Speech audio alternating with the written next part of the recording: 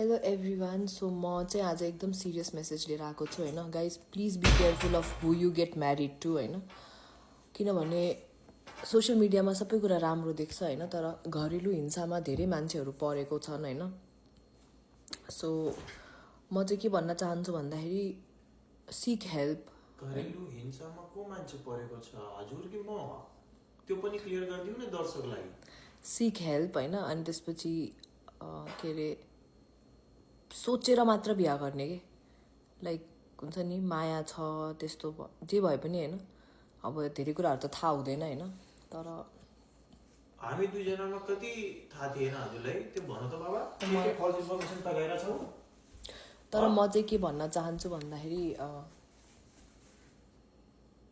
भन भन seek सुनिरहेछु म पनि. seek help and talk to people, get help होइन. It is serious issue. के हो इस्यु? घरेलु हिंसाको बारेमा भनेर चाहिँ तिमीलाई किन प्रब्लम भइरहेछ? घरेलु हिंसा मैले गरेको हजुरमा मैले त्यस्तो त्यस्तो कन्वे भने भइरहेछ मैले यहाँ. त्यस्तो भने हिंसा गरिरहेको छु म यहाँ हेर्छु अलिअलि. के हो हेर हेर मैले सोचेकै थिएँ सबैजनालाई हजुर नानुको कपालमा केही चेन्ज देखिरहेछ हौ. के भन्छ हजुरले बाक्लो कपालबाट यो स्ट्रेट भएको छ नि, यो यही गर्दा हो, यो स्ट्रेटनिङ भएको छ यहाँ. मैले केही गरेको छैन.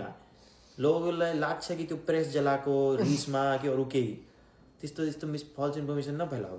घरेलु हिंसा मैले छु. मैले तिमीले मैले छु हिंसामा. मैले तिमीले गर्यो भनेकै छैन. त्यही त कौन हो घरमा? कोही थर्ड पर्सन छैन. अहिले पनि काम गराएको गराइ मर्निङ इभिनिङसम्म त अनि गरेको हुन्छ.